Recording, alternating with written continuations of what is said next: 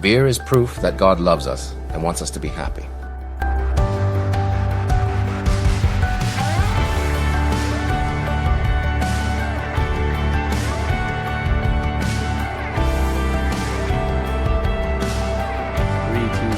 Welcome back to the Go to Hell podcast. Strong opinions weekly held about Christianity, the church, and beer. I'm your host, Tim Curley, and I'm joined by my co-host, Colton Pierce. Colton, how are we doing?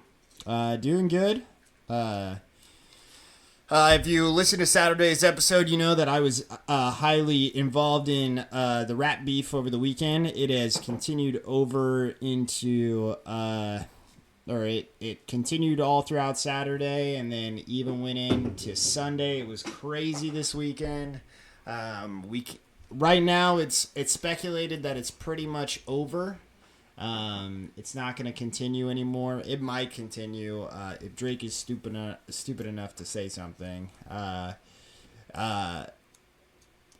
Yeah, so that was a lot of fun.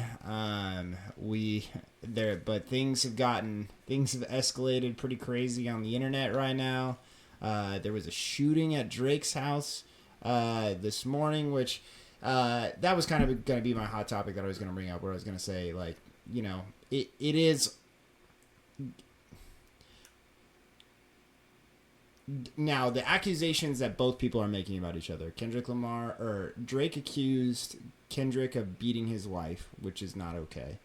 There's no proof for anything that's been given on that front. And then Kendrick accused Drake of being a pedophile. So both of these parties have accused on music. There's probably a song that's going to be the hit of the summer, and it's literally just an entire song that's talking about Drake being a pedophile. Good grief. Yeah. And everybody is listening to it right now. Like, I hear it walking down the halls of my school right now because it's something you want to play and dance along to. They had it playing in clubs all weekend because he dropped it like 5 o'clock on Saturday, and so everybody found it and everybody tossed it up for the rest of the night. But they even put it on Gavin Lux had it as his walk-up song at Dodger Stadium on Sunday. They had it on the NBA playoffs, like, you know, when they do like the slow-mos before a commercial break or whatever, they had it playing in between, like during that, where it's like, and they're all tied up after 3, and, you know, and like it's all the slow-mos of the players like banging on their chest and, like, you know, throwing up the threes and all that kind of stuff. Yeah, they had that song playing in the background, or they had it playing as their background music from the TV station. Anyways, which is insane because, again, it's a song literally just dedicated he gets paid for that, calling Drake a pedophile. He can get sued for that. Oh, what? The TV company, or you mean the, like, for defamation kind of stuff? For defamation. So that's kind of what's going on right now, what the internet is trying to figure out, because there's apparently been where they're reaching out and telling Kendrick to apologize, and Kendrick is saying no. And Kendrick's a pretty smart dude, and so the speculation is if Kendrick is saying no, he's not going to apologize, then he must know that Drake is possibly... So that's the whole thing. So there's a lot of stuff going down now. But then that means he's a wife beater if he doesn't sue. So anyway. Oh, yeah. So there's a lot going on. And then Metro, who's one of the guys that makes beats, so he's like a DJ that makes, you know, who does the sampling of the music and the producing of the music for these guys. And he was one of the original guys that dropped something, and Drake did a diss on him in one of his songs, and he put out a song on Sunday morning. It was like Saturday night, Sunday morning, and he told the whole world that it was a free beat. We could put it on our podcast if we want to, because he put no licensing behind it. He said, here it is. Let me write this down. All that I want from you is, he's like, here it is. Here's this beat, and it's called BBL Drizzy, because there was jokes about about Drake getting Botox and butt lifts, and he has fake abs and stuff. So it's called BBL Drizzy, and he put it out for free and just said, "Here you go. Whoever gives me the best beat, I'll pay you $10,000, or whoever gives me the best diss on Drake, I'll pay you $10,000, and I'll give you a free beat as well that you can sell. You can do whatever you want with it." And so the rest of the world, literally, and it's a great beat, and and the rest of the world is literally all writing Drake diss tracks right now. In this like Willy Wonka, wow, these guys are marketing hit geniuses. out on Drake. So, and then Drake Sunday night came out with possibly the worst diss track of all time. His fans liked that he was rapping because okay, I did see this on X. Was like, dude, you just lost. Like you just he said he said the things that he shouldn't have said. Like he was like. He's like, yeah, I don't touch kids. He's like, yeah, I don't do that. He's like, I've never been interested in Millie Bobby Brown. And it was like, nobody was talking about her, Drake. Why are you bringing this up? Oh my gosh. What my thing is I think Drake spent a little too much time on social media. Well, and then he was like, we planted information. We knew you were going to take that angle. Like, we knew you were going to call me a pedophile. It was like, buddy, what are you doing? It's like career suicide is what he was doing. Own goal. So my question is, if you say that about yourself, can you sue for defamation if you said it was all a trap, I was trying to get you to call me a pedophile? No. So, but anyways, all that to say, it was All Quiet Monday. Maybe in Canada. Yeah, it was All Quiet Monday, and then on Tuesday, somebody, and I'm assuming it's some Kendrick fan, decided to go, and it might be somebody that's affiliated with the gang, decided to go over to Drake's house and they shot a security guard. Now, like I said, the rap beefs are all fun, but nobody should be getting hurt over this. Like, there's no reason for that. Now, like I said, there's also, like, if one of them's a pedophile or one of them's a wife beater, then 100%, then they need to face some charges and stuff like that. Absolutely. So I don't want to discredit any victims that are possibly there or anything like that. But I thought you were going to go all Unforgiven on me and say 100% they need to get shot. Oh, no. You know where I stand on that. So I just, and especially just a guy who's just a bodyguard for Drake, you know, like. Yeah, you're just reinforcing stereotypes at that point. Oh, and one of the best parts, by the way, was the album cover for the song that's going to be the song of the summer. The album cover is a picture of Drake's house on Google search with like 20 of those red markings that are like, is there a sex offender near me, that are at his house.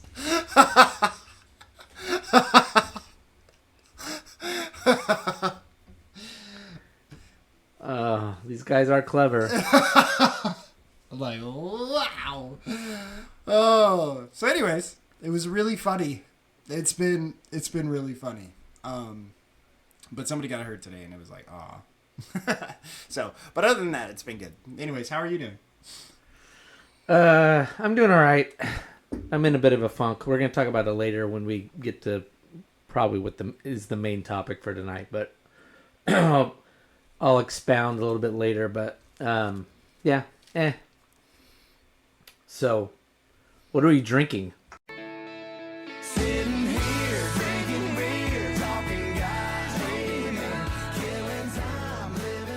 We are drinking a India Pale Ale from one of our staples on this show. We've had them quite a few times. Pizza Port.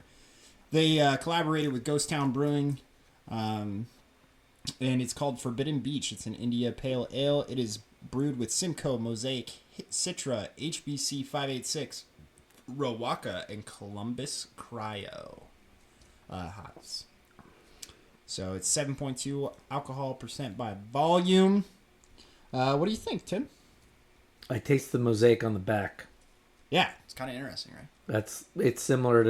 It's mosaic similar to our Nemesis Nelson, but it's good though. I like it. It's a funky smell though. It does have a funk. So like when you smell it, you're like, oh no. But then you taste it and it's not too bad.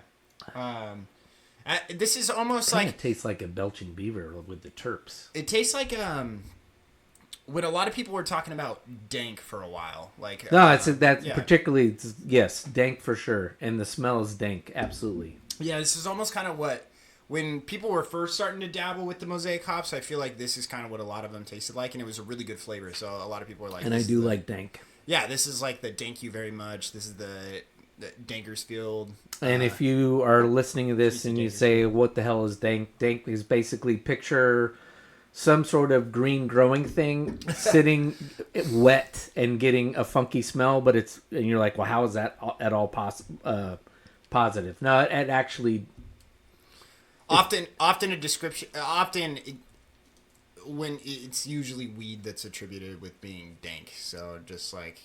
Yeah, if you've ever, it's wet grass. Wet grass. Yeah, it's dank. That's the term they use. So, but yeah, it's never been in a. No, I actually haven't been in a rainforest, but kind of like wet rainforest. If you've been in the South during this rainy season, there's a particular smell from all the wood being wet. That's actually, I find it pretty pleasant smell in the forests I've been in North Carolina and Virginia, so it's kind of that. I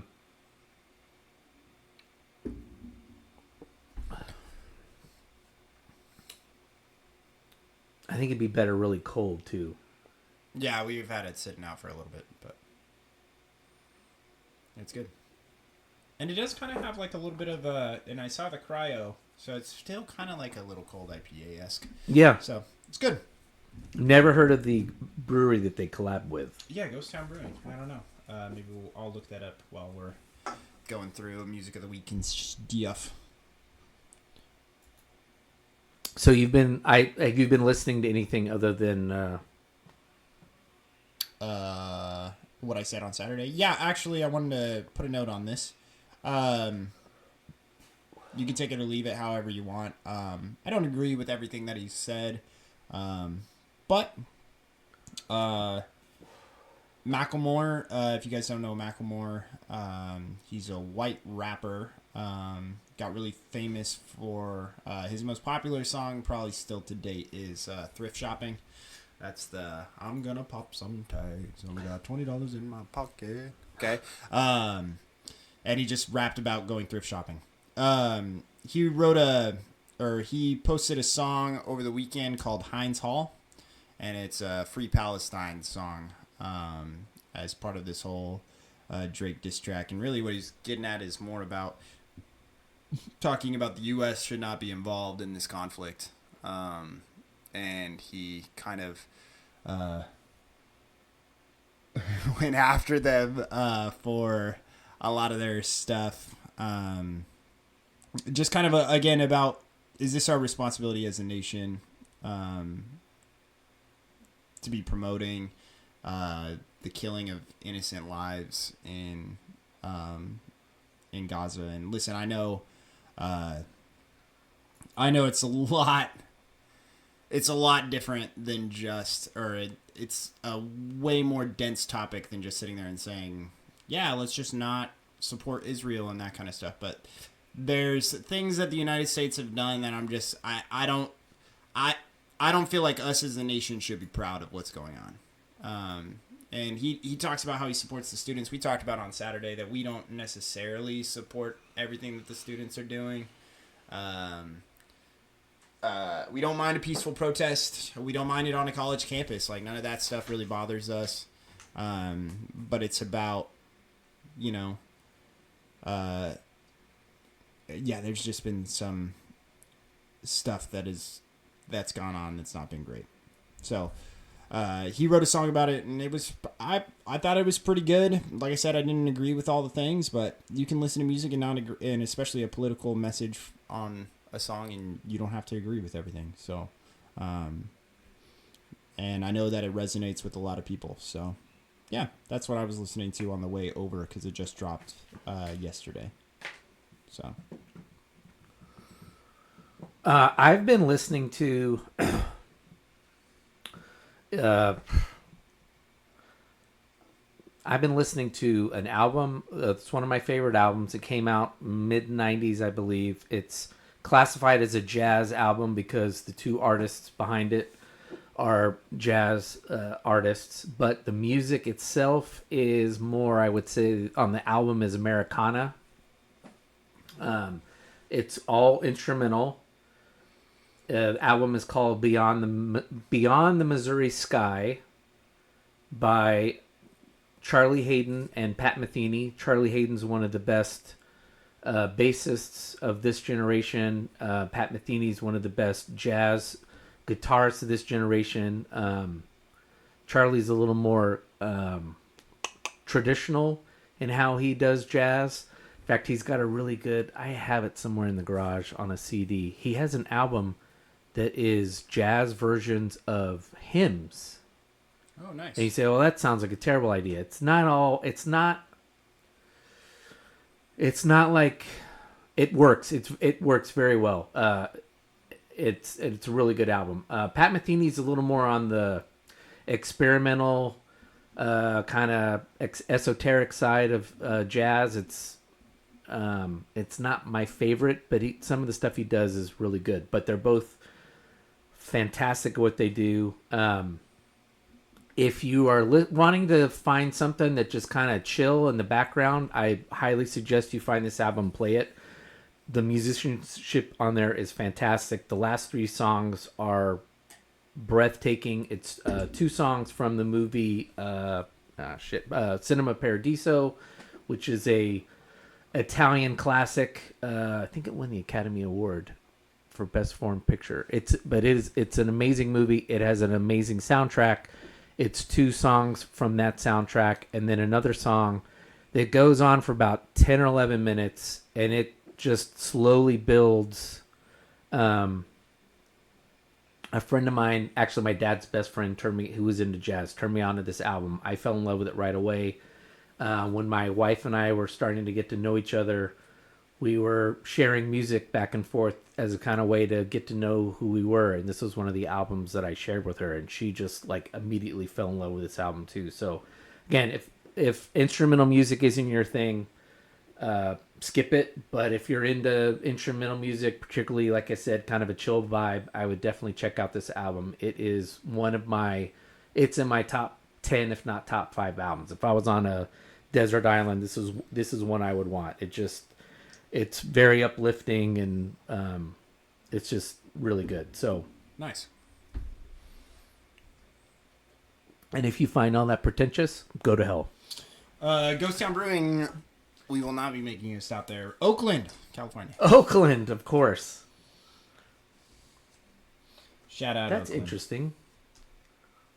A collab with the Oakland. Yeah.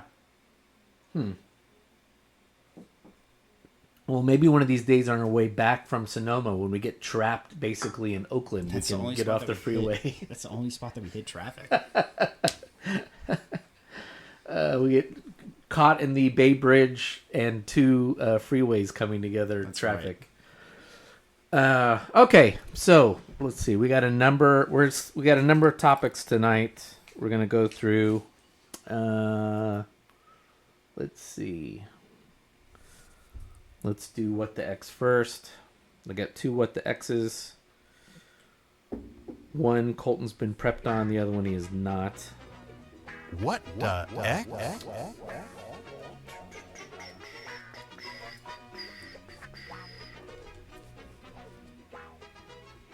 Okay, this is a guy I follow on X. He follows me. He's a fellow small home churcher. So he posts a lot of stuff about. He responds to a lot of people who are complaining about church and saying that they're dissatisfied and things like that. Saying, yeah, that's not this. How we do church is not really how church was meant to be done. So He says, had this to say 3 days ago. I heard a pastor say that when the church committed adultery with empire being in capital letters, through Constantine's Christianization of Rome, the creature born of this was the institution we parade around in the form of church buildings and church activities. It often wears a cross and a flag. So, he's right. Sure. If you're hearing this, though, don't get over your skis and say then, like some people do when they get mad about pagan rituals being crossed with Christianity and saying that it's somehow pagan and it's not Christian. And I don't even think that's what he's saying. He's just pointing out that's how we came about having church. When the church became the official church and Constantine decided to meld it to pagan practices, we got meeting in buildings, ritualistic, and all the things that we now do today to one degree or another, depending on what denomination you're in. You're Protestant or Catholic or Eastern Orthodox. So he's 100% correct. That doesn't mean, again, that this is pagan and it's demonic and we shouldn't do it. Like some people tend to go way overboard and we can't do Christmas because it's not really when Jesus was born, and Halloween's just a harvest holiday built around pagan practices, and oh, by the way, so is Easter. No, but he's 100% true. Yeah. Yeah. So historically correct. Yeah, I don't really have any arguments with it. I'm just like, I agree. I threw it out there just in case you're wondering how the hell did we get to where we're at. That's how we got where we got. Well, and I mean, also something to learn from it is don't hold everything so damn sacred. Like, you know what I'm saying? Like, that's usually my argument when it comes to the pagan stuff is like, when people are upset about their, Starbucks taking the Christmas trees off of their cups or whatever, and you're just like, okay, that's not Christian by nature. Right. Like, it can be, but it's not. And they're like, oh, no, you're separating from the message of Christmas or whatever. And it's like, is that the message of Christmas? The tree? Well, you don't really understand what the tree symbolizes. That's also the smoke and mirror shit, where it's like, oh, okay, whatever. So dumb. You could find an excuse for anything when it comes to that stuff. Just don't hold it sacred. Just realize, okay, that this is a religious practice. It's a religious practice. Which doesn't mean that it's a part of following Jesus Christ. Right. So just keep that in mind. It's a cultural thing. Yeah. Okay, next one. I'm going to play a video. Some of you bring politics into the church. You think that politics is spiritual stuff. Politics is of this world. You think it's your duty to be political about this, that, and the other. No, your duty is to serve the Lord your God with all your heart, mind, soul, body, and strength, and love your neighbor as yourself. Don't be talking to me about my spiritual responsibility to vote. I don't have a spiritual responsibility to vote. I have a civic privilege. Don't be telling me that voting is spiritual. See, that's what happens when you don't read and pray. When you don't read and pray, you say, wow, there's a Bible out now that includes the Constitution and the Bill of Rights. Isn't that wonderful? No, it's disgusting. It's blasphemous. It's a ploy. Are you kidding me? Some of you are so encouraged by that. Let me tell you something. The gospel is not an American gospel. It is the gospel of the Lord Jesus Christ.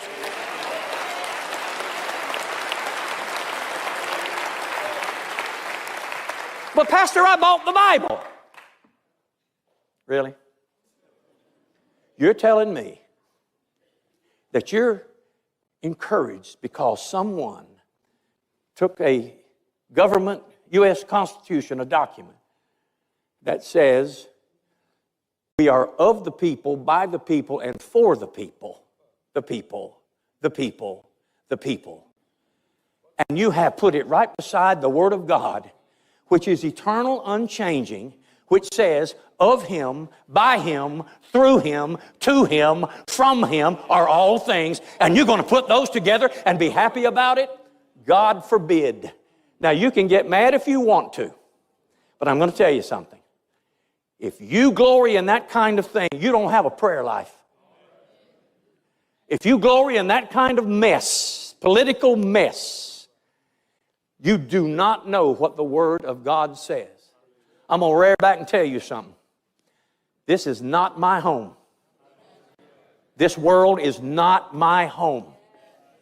I've been sent out just like the 70 were sent out. You've been put here and sent out just like the 70 were sent out. We've been put here as strangers and pilgrims, and we are passing through. I am just walking through. I'm just renting an apartment for a little while in this strange and foreign land. No, sir. My real citizenship is in heaven, from which we look for the Lord Jesus Christ. Okay, so this guy speaking, I wanted to play this. Colton and I would say theologically, we're not in alignment with this guy. He's very, well, so the pastor's name is Lauren Livingston. He's the pastor of a, what did I say? Church of God, which is Pentecostal church in Charlotte. By the looks of the video, he probably's got, I don't know, it's, how much did First Baptist hold? Like 600? Could we pack 600 in there? 400? Yeah. I would say he's got 800 people in his church when he's saying this. Very traditional, pews, a balcony. He's got a big choir behind him. So this is a very traditional church. So I wanted to play this video, whether I completely agree with everything this guy says, brass balls, and kudos to him for having the guts to stand up and say something that I don't think a lot of people in his church wanted to hear. We talk a lot about pastors catering to their church, not wanting to upset the apple cart, not wanting to lead to losing money in the coffers. And he could easily, he said this on about 3 weeks ago, 3 weeks ago, I think. I have not done any follow-up, and the church isn't going to say whether or not they've lost money or not. But it took a lot of guts to stand up there and say what he said. And his general point is completely accurate. Yeah. And we've talked about it on previous episodes, and we've alluded to that we will get into more of this mixing Christianity and politics as we get closer to the election. But I just wanted to play this because this guy's absolutely 100% true. We're voting is a right, or as he said, a privilege, a duty, right, privilege, whatever word you want to put on it. It doesn't have anything to do with being a Christian. Our citizenship first is, I don't think it's in heaven. I don't agree with him there. Our citizenship is being a follower of Jesus Christ, and that's where it is. And everything else falls into place after that. Yeah, I think what's hard is, so we believe in, so if you don't, so his argument is, again, the idea of like our citizenship isn't here. It's, this is a temporary place. We're just passing through. We're strangers in this land. I think you're discrediting what God has given us. Like, that this was something that over the 7 days he looked at and he said that it was good. Yeah. And our world is good. And so to sit there and say that we're strangers, we were supposed to take care of this earth. And so to sit there and say, we're just pilgrims just passing through kind of stuff is like, that doesn't resonate well with me. Yeah, you overshot the mark on that. Yeah. But what's hard, and so what I'll say to anybody that's sitting there and they're saying, okay, well, if we are trying to build a better world,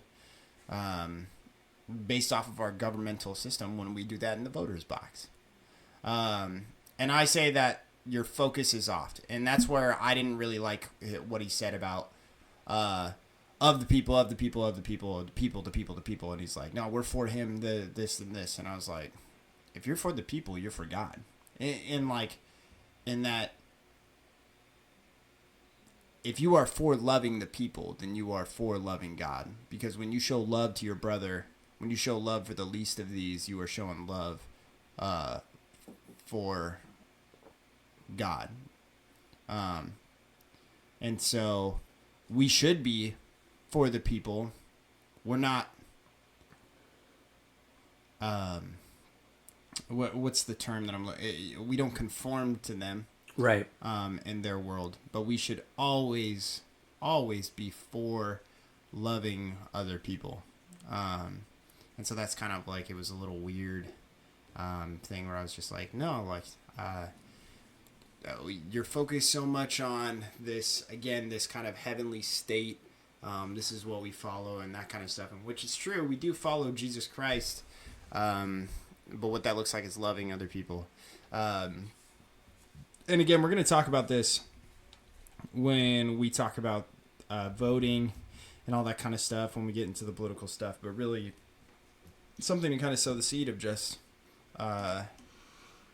when you step into the voter's box, because we still believe that you should vote, is that one, you need to separate. You need to not get upset when your country is not following a Christian order as you feel like it should be. Right. But you can go in there as a Christian and you can vote based off of your Christian morals and your Christian values. And where you sit there and say, this is where I see that we can make sure that love wins, or I can do what I can to make sure love wins in this situation. Or I can vote in the way that I think that is best for the people of our world, to help build this better world that Jesus Christ has asked from us. But that doesn't mean... there's oftentimes a conflicting idea sometimes where you think that that's what you're voting for, but really it's not. You're pushing some other sort of agenda. So I thought it was good. I thought it was fine. I think I appreciate what he was saying. I think that people in those types of churches definitely need to hear that. I think people in our churches around here need to hear that. Yeah. So again, nothing as far as that, it's baby steps. You know, it's like, okay, I know that not everybody agrees with how I feel about this life and that kind of stuff, but doesn't mean that it wasn't a good thing to say. So yeah. Okay. Now a couple hot topics. Okay, if you just joined us, we're talking about who is the best Lord. Lord of the Rings, of the Dance, or of the Flies. That's tonight's Hot Topic. Hot Topic. One, well, this is sort of a cleanup on... No, it's not a cleanup. It's a postscript to last week's discussion about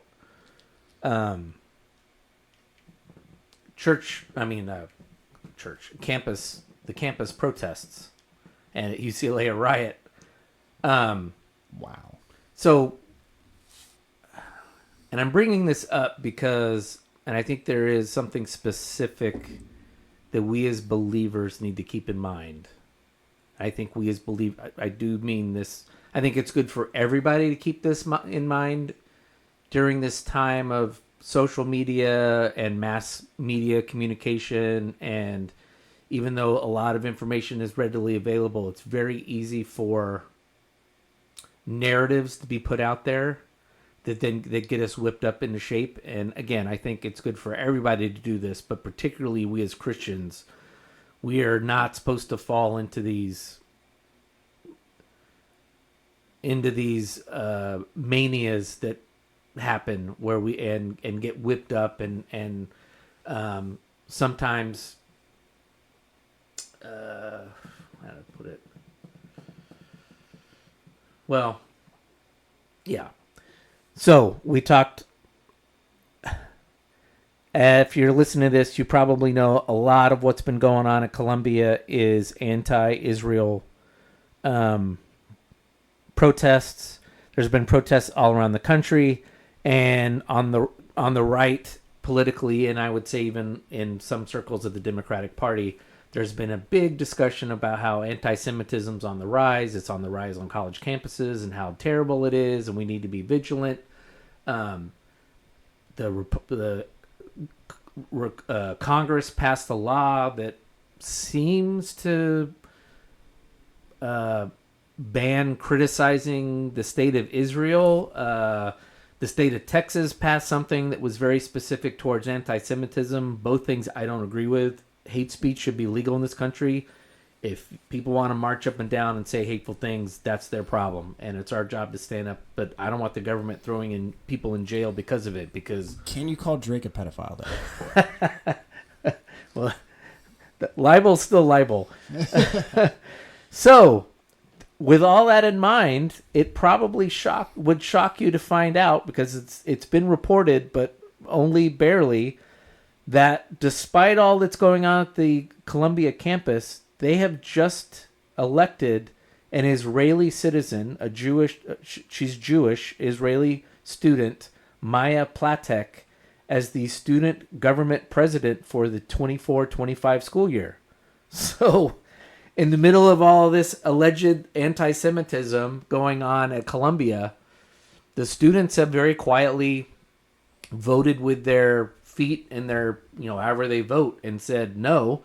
And they voted in an Israeli citizen and a Jewish student in as their school president. So just keep that in mind when you're reading about how the end of the world is coming. And you should do that. I do that every time someone, particularly a government official, is saying, if we don't do this, it's going to be the end of the world. Yeah, catastrophe strategies are always they cause so much chaos in everybody, and that's always I recommend highly, if anybody ever thinks about it, go and watch the Netflix documentary The Social Dilemma. Oh yeah. I think I've talked about it a couple times on this podcast, but again, it talks about kind of what that does to us mentally. I was in a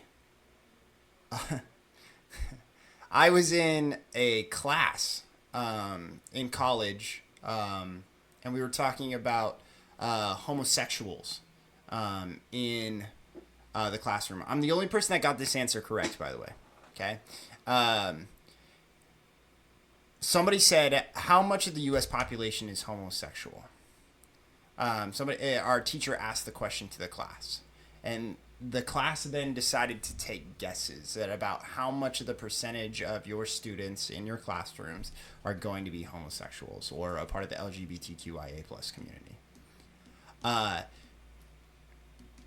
These are all soon to be college graduates. We're only a couple months out. They were guessing somewhere upwards of 25 to 56, 70% What? of the nation is homosexual. I raised my hand and I was 5. I was the only person under 15% in my class that thought that 5% or that under 10% of the nation was homosexual. And she was like, Colton's the closest. It's 3%. And so you have 3%, and there's there's still that idea that it's out, on that people could be closeted and all this kind of stuff based off of public shame or whatever. But I say kids, adults are sitting there saying 50% of the nation is homosexual. It's crazy. Yeah. So, but where do they get that from? Because of how much promotion is on, where it seems like this is such a huge pressing issue for these minorities, or there's this huge, and I'm not saying that they don't have issues that need to be addressed or whatever, but because it seems so catastrophic, our entire nation swings on it, but really you're dealing with a very small population on a regular basis that you are trying to now. That's what's always so funny about, Why does Disney face so much backlash when they add in like homosexual characters or anything like that? Why do they face so much backlash? Because they are catering to 3% of the population, where the other 97% are not. I'm not saying they're not okay with it, but that's not something that they're able to relate to or go with. So it's just, and it doesn't mean that those things shouldn't be happening, but that's what I'm saying is there's this idea that people think that it's so much bigger than what it actually is, when really it's actually a very, so one of the presidents of one of these colleges was just like, yeah, you guys want to have us stop funding? Okay. Well, how about we put it to a school vote? We'll have all the students on campus vote for it. And all those kids are like, yeah, let's put it to a vote. I guarantee they're going to put it to a vote. And they're not going to win. No. Because they're really actually a minority that's just being really loud. And that doesn't mean that it's a bad thing, right? Like, you could be loud and be crazy and annoying and stuff, and you get all this attention. And that's the thing is, CNN, Fox News, they're going to go where the attention is. Boring to go and cover we're not asking students, we're not asking some kid on his way to class, how do you feel about this? And the kid's like, I don't know. I don't give two shits. Yeah, I'm just trying to graduate. I'm just trying to graduate, right? I don't know. I'm having top ramen tonight for dinner. I don't give a shit. You got a physics examiner now. Yeah, exactly. And yeah, that's the other 97% of the campus that's then going to vote and just be like, yeah, honestly, those guys were really annoying, so I'm not going to vote for them. Like, I'm not going to vote for what it is that they're doing.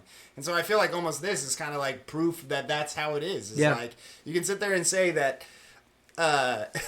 that we want change and again, CNN, I was like, Macklemore, I was like, people are going to make it seem like this is the majority. This is what the whole nation is feeling at this moment. But really, it's actually like 85 people on a college campus of thousands. Yeah. That are sitting there and just being loud and annoying because they want to be heard. And again, that's part of protest. You know, you got to be loud, you got to be annoying. Or you gotta be inconvenient based off of the protesting is fine. I don't have a problem with the protesting, but the media coverage. Yeah, the media coverage blowing it out of control, and then and really it's not an accurate representation of what's going on. But yet a lot of people in this nation probably think that this is an accurate representation. This is where like people are like, I'm not going to send my kids to those colleges, right? Because then there's all this liberal stuff that's going on there, and they're going to learn all that kind of junk, and it's like, okay, and they might if they decided to take, Middle Eastern studies. Right. Like, English. And they're like, the professors are in on it, and it's 2 professors on the entire faculty of 200, 300 plus faculty members, and the 2 faculty members each teach ethnic studies, you know, and you're like, okay, that checks out. Yeah, that makes sense. That's why they're the professor of it. Yeah, it's like, okay, so I don't know. Well, so if you're like listening your math to this, teachers are rioting in the streets, you know. Keep this in mind. Again, keep this in mind when the next scare thing comes along, because or when election season comes along. Well, exactly. I mean, I just feel like we go from one scare mania to another, including Christians are being targeted and all that kind of stuff. What do you want as our second? How about president? Okay. Have we had that on the show? No.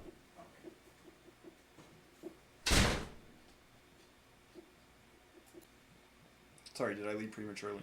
No, I think we'd wrapped it up. Okay. Just everybody, keep your wits about you. Colton mentioned a good docuseries. I would also recommend a book by Rene Girard, a Christian. I don't know what he's technically. He's dead. He's deceased.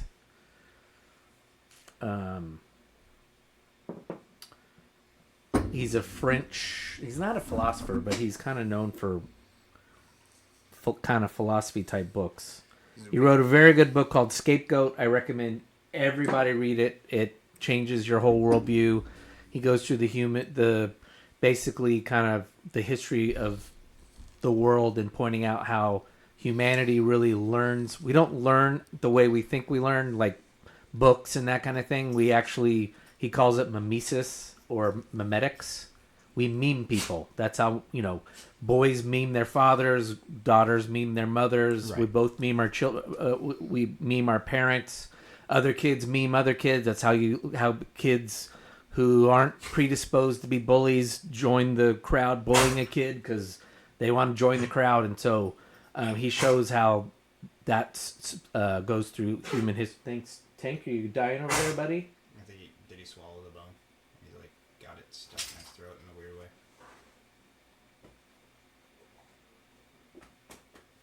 Doing all right? Okay. Yeah, he calls it scapegoating, and so it's extremes. It's the Jews in World War II. It's the witch trials, not only in the United States but in Europe. It's the demonization of the Jews in Europe during the Dark Ages and the Middle Ages, where some disease would come going through France, and so who are we going to blame? Let's blame the dirty Jews. And so and then he also ties it up with Jesus and basically says that's the crowd turns on Jesus and blames him for what they're not getting when he decides not to give them the kingdom that they want. So you see the crowd go nuts between Jesus and Barabbas. So anyway, definitely would read that book. It's not a long book. It's easy to read. It's not like an academic book that's tough to read. So, okay, beer number 2. Beer. It's the best damn drink. First in the off, world. before we get into beer number 2, fuck Russian River, man. And the reason why I'm going to say fuck Russian River is because, listen, we're sitting here and we're like, man, Forbidden Beach, it's good. It's good. And then you go and you have this beer and you're like, golly, man, this makes that other beer taste like ass. You're like, man, I was enjoying that. Then you drink this and you're like, damn, this is better. It's way better. Yep. Golly. Let's keep it simple. Yeah, golly, it's so good. So we're drinking Pliny for President, which is it just triple dry hopped? Yeah, Elder? It's a triple dry hopped. Yeah. It used to. So Pliny for President only comes out on election years. Pliny for President previously in the past was a double dry hopped, so it was actually Elder that they dry hopped. But now dry hopped Elder is a staple at their brewery, so they were like, okay. Last year they triple dry hopped Younger, and so they made a triple dry hop for Pliny for President. So this one might be even more rare than Younger because, again, it only comes out every 4 years, but it does come out the entirety of the year. They make it in batches and stuff. So we had it while we were up there, and it was delicious. And it's delicious now in the bottle. That's so good. Yeah, it's awesome. What's our ABV on it? 7. Crazy. It's a triple IPA that's 7%.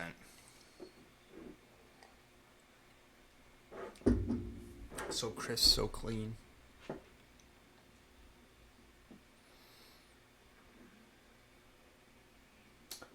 Okay.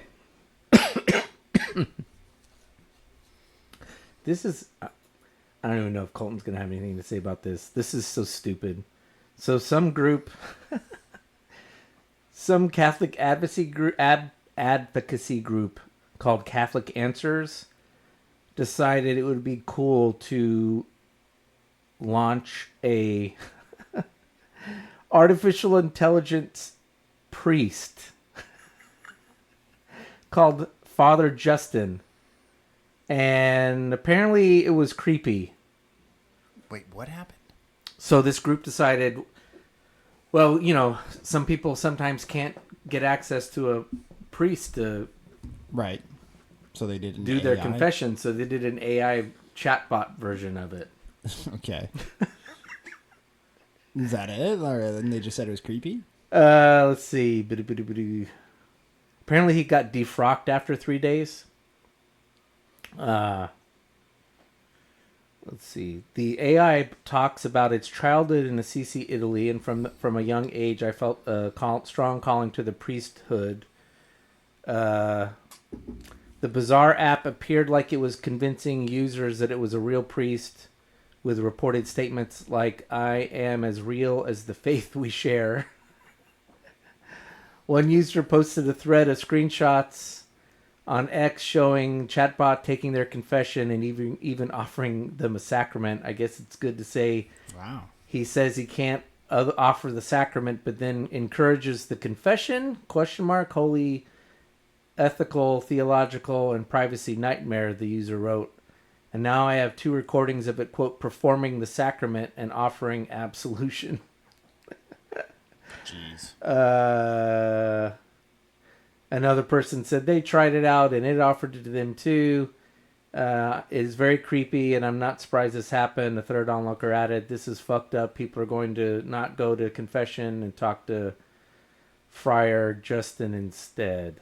So, look, this is just kind of going back to the previous thing. This is not anything you need to like freak out about, but it is a sign of the times that somebody decided to come up with some virtual priest in order to have people give confessions and I guess maybe get advice like one does in the confession box. Part of me though says this is, and if you're Catholic and you're listening to this, I'm sorry, I don't mean to be offensive, but this is just kind of the logical where we're gonna go when you insert someone in between you and Jesus. This is the kind of stupidity that happens. And I don't have anything against priests, and I don't actually have anything against the confessional. I think it's good for people to go and speak to someone in private who's not necessarily a friend, and they need someone that they think might give some good advice. So I don't think priests and the confessional are unchristian. What I do find unchristian is the belief that you have to go to a priest in order to do a confession. That's what's asinine. You can literally do it the moment after you screw up. Right. Jesus died on the cross to end that kind of religious nonsense. Yes. So, again, this isn't something that was endorsed by the Catholic Church. I imagine most Catholics roll their eyes, but it's also just sort of, this is the kind of the sign of the times we live in. I'm sure as Protestants are going to have some stupid version as well. So, sure. Yeah, I'm trying to think of what the Protestant version of this would be. It'll be like ask an AI for a Bible verse so I can correct somebody on something. AI Olstein. Jail Olstein. Capital A and I. All right. We did that last week. Okay, main topic, which is just another hot topic. So there's a show. It's just called Wrexham, right? Welcome, or isn't it Welcome to Wrexham? Welcome to Wrexham. It's on Hulu. Hulu/Disney. It's a reality show. It stars Rob McElhenney. It's always hard to say his name. Isn't it McElhenney? McElhenney. I don't know. Whatever. And Ryan Reynolds. It's Ryan Reynolds and the other guy, Rob, the other guy. Yeah, I call him Rob because I don't. Because I'm not going to say his last name. Freaking Pittsburgh, or no, he's Philadelphia. Philadelphia, yeah. Rob basically Rob's a big sports fan. He decides he wants to buy a sports team. They don't really go into detail how it happens. They talk about them becoming friends, but they don't really They talk about how they didn't become friends until they've never met. They had never met each other. So yeah, and he was fascinated by the idea of. So if you're just familiar with American sports and you're not familiar with how the soccer leagues work in Europe, and especially in the Premier League, which is considered the most competitive soccer league in the world. The Premier League is cutthroat. La Liga is up there. The Bundesliga is up there. Those are some of the top leagues in the world, but really it's only like one or two teams really own the show. That's where all the money is and all that kind of stuff. But the Premier League has a shit ton of money that's pumping through it all the time. It's considered, it's cutthroat every single week. Even though you're sitting there and you see like Man City has been the favorite for the last couple of years, and Manchester United ran it for such a long time. Chelsea had their time in the sun and all that kind of stuff. It's still one of those where every single week somebody could win, somebody could lose. But if you're in the bottom three, then you get moved down a tier. So you actually get eliminated from the league and somebody from the tier below. So this would be the best way that we can usually describe it, and the best way that I describe it to people is just imagine Major League Baseball has Major League Baseball. Then most people and most know that there's a AAA ball club or a single A ball club or a AA ball club somewhere around their vicinity. Yeah. And so I say, okay, so imagine every single year. Let's imagine because actually the Major League Baseball corporations use the AAA ball clubs as like training grounds, so they own all of those. But let's say that they don't own them; they're all independent. Everybody's independent. And so the AAA ball clubs, the top three teams from there, move up into Major League Baseball. And those three Major League Baseball teams then drop down into, which is insane because some of these, and so like for the soccer teams, they're playing in like what would be like a high school stadium, and yet they're playing against Manchester United. Right. You know, and you're like, what the heck?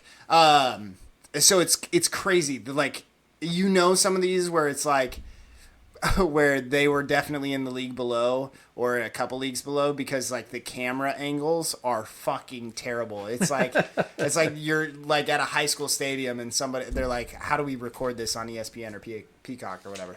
But it's a really cool kind of thing. And so they explained this, one of Rob's friends explained this to him and he was like, what the heck? So I could buy a team that's at the very bottom and I could then try to get them to the premier. Like I could start with a team of shitty ass players, and I mean not shitty ass players, but you know, guys that are single A baseball players, and I can get them all the way up, and I can raise a team all the way up to the premiership, the top league in the world. And he's like, yeah, that's technically how it will work. And he's like, okay, bet. So he tries to go and buy this team, which is like I said, he had never met Ryan Reynolds before. He kind of jokes in the show that he's like, I needed more money. I needed like superhero. I haven't read this. My guess is his agent or business manager knew Ryan was looking for Ryan was looking to invest because they talk about it on the show how all these different things he's invested in, cell phones and all this other stuff. And so he's like, let's cell go. phones, gin. I feel like there's something. There was one or two other things too. Yeah. And so I imagine that's how they got tied together. And Ryan's got a lot more money than Rob does, but so he somehow roped him into doing this, even though it's more to start. It was more Rob's passion project than it was Ryan's. And that comes across in the show. I feel like. Oh yeah. Yeah, I think I love Ryan on the show, but you can tell that Rob is very, very passionate. And where Ryan's just kind of like, yeah, like, you know, like I'm along for the ride kind of stuff. Which that does seem like Ryan's personality. Well, he does get hooked. Oh, for sure. I believe it. But I think, and that's really evident the first time that they go and watch the team play and that kind of stuff. But Rob is like, from the get-go is like, I bleed for this team, which is awesome. Yeah. Cause, it's great. So, but anyways, both of them end up buying the club. They buy a club that's the oldest in Wales. Oldest in Wales. One of the oldest soccer clubs in the UK. It has the oldest stadium in the UK. Oldest stadium in the world. Oh, is it in the world? Okay, I can't remember. And they don't go into a lot. I don't remember if they specifically say, but at least until the 70s or 80s, Wrexham was up there competing with the top elite teams in the country. And it is now at the bottom. To the very bottom. At the very bottom of this pyramid. So it's got like 4 or 5 rungs above it. Before it gets to the tip, which is Premier League. But it's also in a town. Wrexham is a town in Wales, which was a big mining and iron town. In the 80s, the Tory party, along with Margaret Thatcher, decided to end the coal industry in the UK, which devastated a lot of parts of the UK. It's to this day, people hate the Tories because of it, because it put a lot of people out of work permanently. Think of it as like West Virginia. You put a bunch of coal miners out of work, and it's hard for them to find other work. And so Wrexham itself is this town that used to be really big, or not big in population. It didn't depopulate, but it was fairly affluent, or doing a lot better than it was. And now it's I think they said it was 75,000 people, and kind of, a shell of what it used to be. So he's got this team that used to be something, and a town that a team and a town that are down on its luck, and they want to come in, and mission number 1 is give something that the town can believe in again. Yeah. And also remember, this is also important for understanding soccer in especially in the UK, is because in the United States we're so spread out. When you think of Los Angeles and you think of how many professional sports teams they have, you think of, they've got 2 NFL teams, they have 2 baseball teams, if you're including Anaheim and all of this, they have 2 hockey teams, and they have 2 basketball teams, right? And you're like, okay, that makes like 8 professional teams, and you're like, wow, that's crazy. And Los Angeles is one of the biggest cities in the world. Yeah. If you go to London, which is up there as one of the biggest cities in the world, but it's not bigger than Los Angeles, right? I don't know. Is that correct? Let me look it up. Problem is, LA's so sprawled out. It's sprawled out, which again actually helps this argument that much better. Yeah. Because you know where I'm going with this. Yeah. If you were to look up a map of all of the professional soccer clubs that are in London, you're looking at 28-30 of just professional soccer clubs. So that's stadiums that are being built all around London.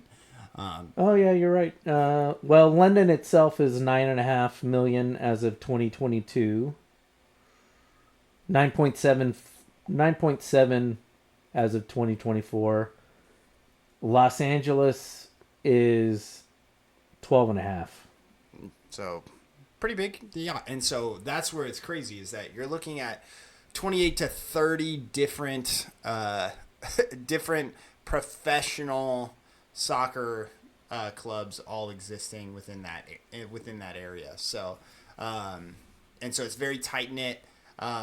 Neighborhoods are divided over this. Like the big North London derby is Spurs versus Arsenal. They're both big clubs that play in Los Angeles, or not in Los Angeles, in London. And so they have this. And again, it becomes a very much communal, based around what is your neighborhood. And so people in Wrexham really feel that connection to their team, because again, that's a representation of their neighborhood, or about their culture of their city and that kind of stuff. And the UK does not have any. They have 2 other major sports that get played: rugby, and then cricket are the other 2 televised sports. But it's, how dare you? Darts is televised. Darts is televised. You're correct. But what I'm saying is, again, is that it's almost like if the NFL didn't have anything to compete with. Like it's, yeah, there's no hockey, there's no baseball, there's no NBA. Yeah, there's nothing else there's no other sports that anybody else is really watching. Everybody, if you're into sports in that country, you're into football. That's what it is. And yeah. I mean football. So, yeah. But anyways, as you were saying, so Wrexham, they're there to create this, something for the town to play. Yeah, and look, so I've only watched the first season. They're now on season 3. Is it out yet, or is it? It's outright.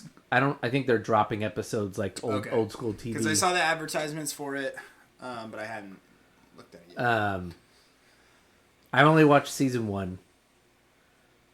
I will admit, I am a fan of both Rob and Ryan professionally. Rob's show, It's Always Sunny. It's Always Sunny is hilarious. He's got another show on Apple called not Vision Quest or something, where he plays a tech guru but for like a video game company, and he's awesome as a just kind of this blowhard tech guru dick. So and then Ryan Reynolds. I've liked Ryan Reynolds since he came on. His first TV show was Two Guys and a Girl at a Pizza Place or something on ABC in like the early 90s, and I watched it a little bit. It was a terrible show, but I fell in love right away with Ryan Reynolds because, I mean, Ryan doesn't really act. Because he was dreaming. He's just him. It's you got lost in his eyes. It's the fourth wall. It's okay. It's 2024. You can just say it. Just say it out loud. It's that fourth wall. It's the same thing he does in Deadpool and everything else. It's that I know I'm cool. I know I'm funny.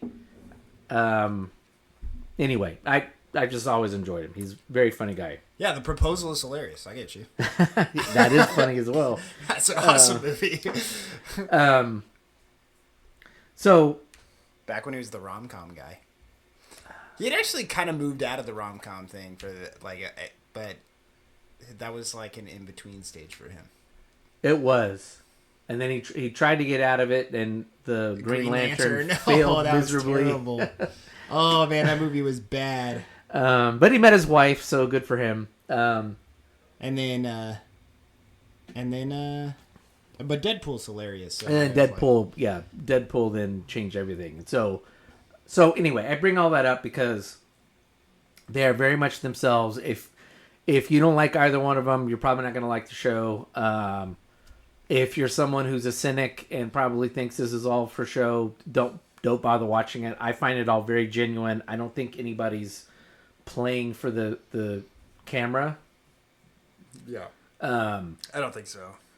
I think these are two guys who genuinely, well, Rob in particular, very much wanted to go about. Well, so in the first episode, he talks about being a Philly fan and how being an Eagles fan in particular was just everything. How his parents he went to games with his dad. He still goes, even though he lives in Los Angeles, he goes to Eagles games with his friends from like high school and college, his buddies from the neighborhood. And how sports are integral to just those relationships. And that was kind of one of the things there's two things I want to talk about tonight. And that was one of them, of just the relationships around sports. There is an important moment in the show where the team loses a game that they really want to win. And both Ryan and Rob are there to see the loss, and they go into the locker room and they say, you guys haven't failed. We needed to win this game. We wanted to win this game. And we want to win games, but you've already done what was number one goal when we set out and we set a mission and a vision for what we were going to do. We've already achieved goal number one, which is get the town of Wrexham excited again about their team and reinvested, because they'd gotten down to where attendance was bad. Yeah. People were really, I mean, one of the things the show does is point out all these people, and it'd be remarkable to have a behind the scenes on how they found all these fans. There's a little boy that they focus on, a guy who owns a bar, a pub that's basically literally connected to the stadium. His whole livelihood is based on whether or not Wrexham's up or down. There's this poor bastard who's got two boys. His wife's just left him. He's a Wrexham fan. There's all these people, and their life is... The guy who's dying of cancer. There's a guy who's dying of cancer. And look, from a Christian perspective, it's kind of sad. It is sad that these people are living and dying not literally, but their happiness is tied to this stupid sports team. But it's a reality. But it's also, it's not just a stupid sports team. It's seeing all these in a town of 65,000. The town's basically the size of the town that Colton and I live in. Colton doesn't live here now, but he lives next door in the town twice the size. Colton lives in a town larger than Wrexham, supposedly. But they get 10, 12,000 people showing up. And I certainly, that resonates with me being in my 20s when I was going to UCLA football games and USC football games every Saturday, even though I hated USC. When I was coaching football, I got free tickets. So we just like watching football. So we were constantly watching football. And it was as much a community thing. Oh, for sure. As it was a sports thing. And so to see these guys and tell them, look, we've already won the main goal. We've gotten people excited and lifted their spirits up, and they're reinvested in this team that they find community in. Yeah, I tell students in my school every year, and I don't know if any of the kids take my advice. Probably not, because they don't give a shit. But I tell them that the best thing that you can do for your success is to actually get involved. And I say that from an experience of just when I was in high school. I was too cool. Like, the only thing that I ever wanted to do at school was I played my sports. I went to so I played my sports. I'd show up when the bell rang. I was never late. I'd always be in my seat when the bell rang, but I was always gone when the bell rang. So it was so I never went to dances I never went to any sporting events. I'm too cool for that shit. I don't need it. Like I've got other things to do. That's not really all that fun. Blah blah blah blah blah. My senior year, I got involved with ASB, which is the Associative Student Body, and it's a part of that class that you have to be at every football game. You got to be at every volleyball game. You got to be at every basketball game. You got to be at every single dance, and you got to be at every baseball game. I didn't know high school could be that much fun. Freshman, sophomore, junior year, I was like, this sucks. Like, you know, it's school. Like, I'm like, blah, blah, blah, blah, blah. And then I get to my senior year, and I go to every dance. I go to every football game. I go to as many volleyball games as I could. I was in water polo, so, like, our schedules were conflicting, but I went to volleyball games. We'd go when we weren't playing. Like, our girls' team was playing in the pool, so we'd go over. Our JV boys' team was playing in the pool, so we would go over and watch the volleyball girls play. And we get loud, we get stupid, we get rowdy. Oh, we do it at football games. We get loud, we get stupid, we get rowdy. We did it at basketball games. We did it at baseball games. We yelled stupid shit. And it was the most fun that I had ever experienced in high school. And I tell kids, I'm like, that's what'll make you keep going to school. And if you're sitting there and you're thinking to yourself that this all sucks and you're like school's boring and blah, blah, blah, blah, blah. And I'm like, you haven't gotten involved. You haven't done, like I said, that's the fun stuff. You take your friends and you guys go act like idiots for a while. Yeah. And I think that's a really awesome opportunity that school or that sports lends for us. So like you're talking about the football games. I still say to this day that Dodger Stadium is like the happiest place on earth because I love being out there. I don't sit in like nice ass seats with a bunch of people that aren't gonna. In Dodger fans, you know, if you know you're Dodger fans, you don't show up until the third inning and then you leave at the seventh inning. That's how it goes. But I love sitting up with the diehards up in there and we're all yelling at the ref, even though we can't see shit. Yeah. Like, we can't see what the ball was. Like, yeah, I'm a heckler at baseball games. Like that's who I am. Like I love it so much. I just think it's so much fun if you're just sitting there and you're like, oh, come on! Like again, I can't see shit, but it's just so much fun to just sit there and do that the entire time. And I've made friends with like people around me and all that kind of stuff, and there's a sense of community that you get from just being able to do that, and that I think that's an amazing thing that sports offers us. And I know that, like you said, it's sad that it's like, that it takes a sport to do that or whatever, but I enjoy every minute of it, and I think that it's a really awesome. And again, here's also the thing about when I was in high school with the football team, the volleyball team, the basketball team. Yeah, I cared if they won, but at the end of the day, it really didn't actually matter if they fucking won. Like, it never matters. That's not what it's about. That's not what I'm going to the game for. I want them to win. Right. That's what I want. But I had a blast the entire time. As long as they weren't getting blown out. That's always tough to watch. But it was never about any of that. And so, and that's kind of what I feel like Rob and Ryan were talking about, where they're like, I was like, we got a team, or we got people out here, and they believe in this team, and they're here, they're excited about what's happening here. 2 years ago, everybody was like, it doesn't matter. Nobody cares. And people care. So, I don't know. Sorry, did I go on a tangent that wasn't helpful? No, it was... that's, I think, this whole segment... I didn't...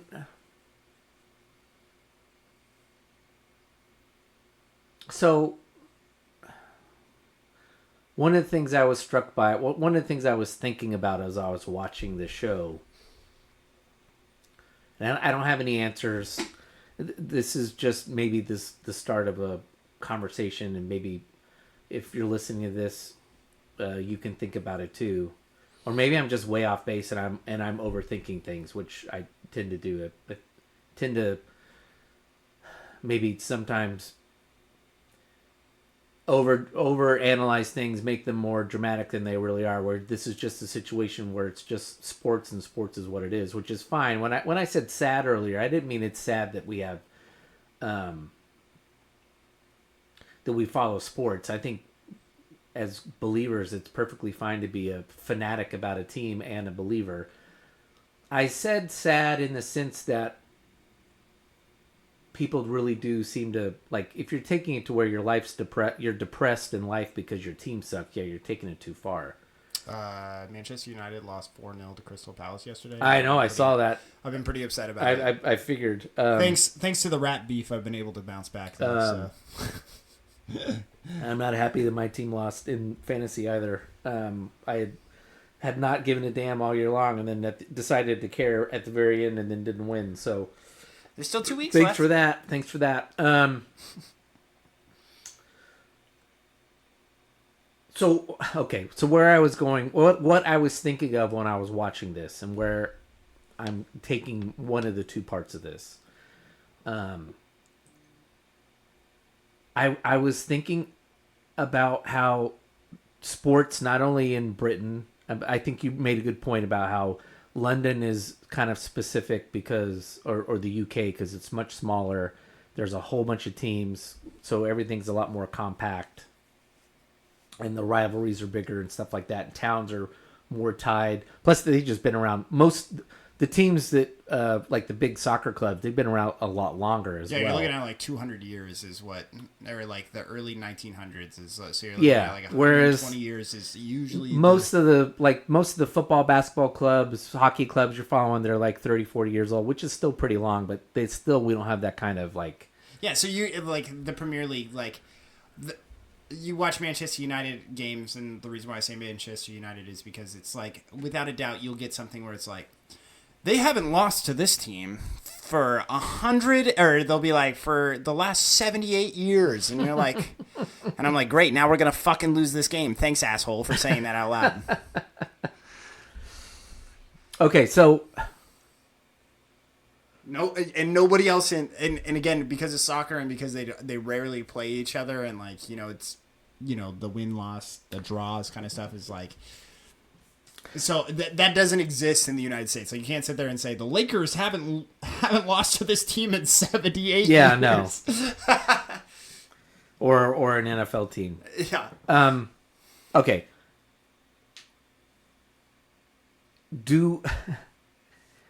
We talk a lot on this show about church and dropping in church attendance and people leaving the quote, either leaving church or leaving the faith.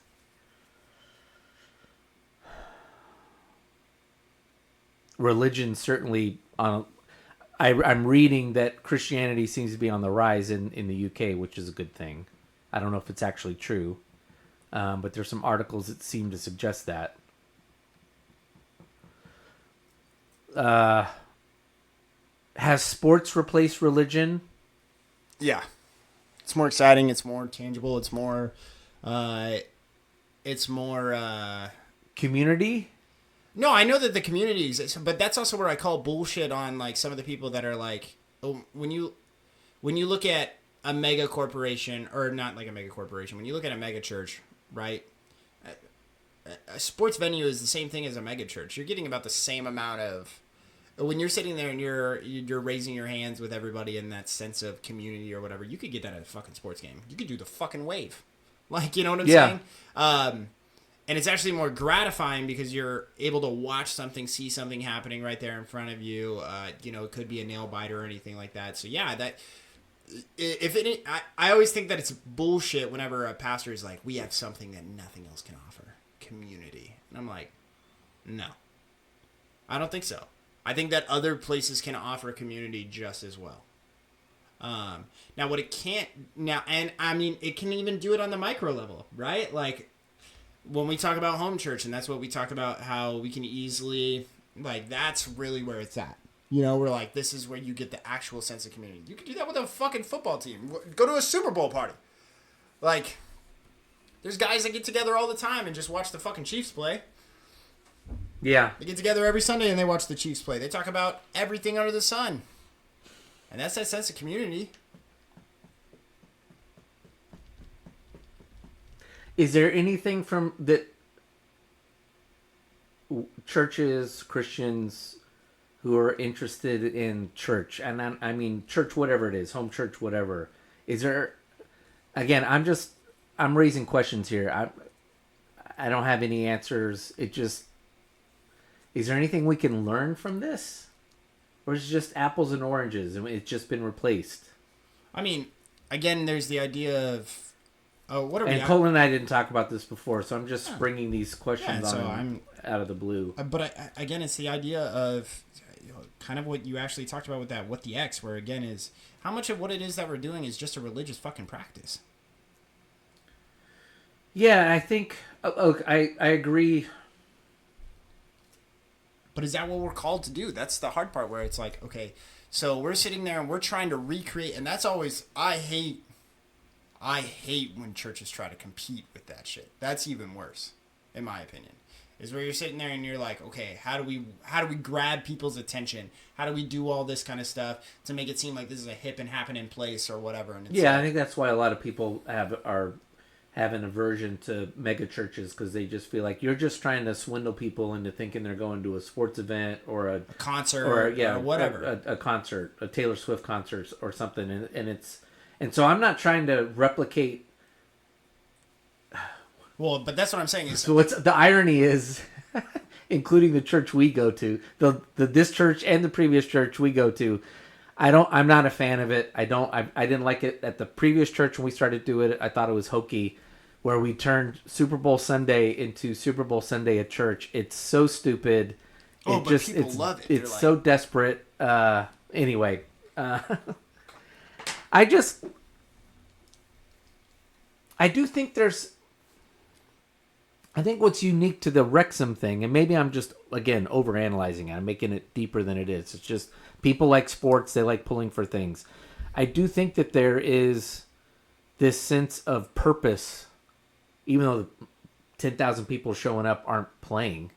There's like a sense of purpose that the team has that's getting people to show up. Yeah. And yeah, sure, part of this is irrational. The ups and downs of a town shouldn't really, maybe it's completely irrational, but I'm sorry. We Americans and Westerners like to tell each other that we're rational people. We're not. Most people are as much irrational as they are rational. A lot of the decisions we make are completely irrational decisions. Right.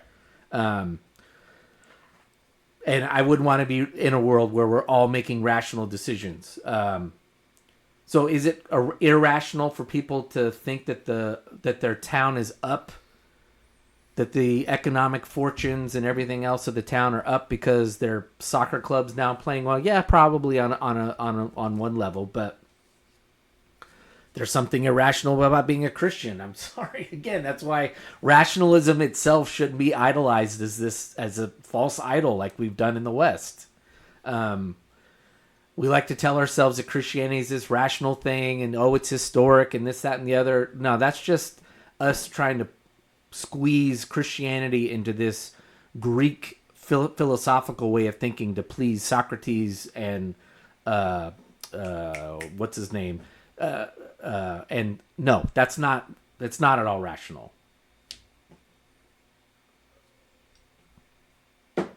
Following Jesus is not rational. That I just went on a tangent. I don't know. I was so moved by this movement going on in this town. Yeah, and that doesn't happen. And again, maybe it's just apples and oranges. One doesn't have anything to do with trying to capture that within the Christian faith. And the Christian faith is just something that, the Holy Spirit takes over. But man, I so wish for that.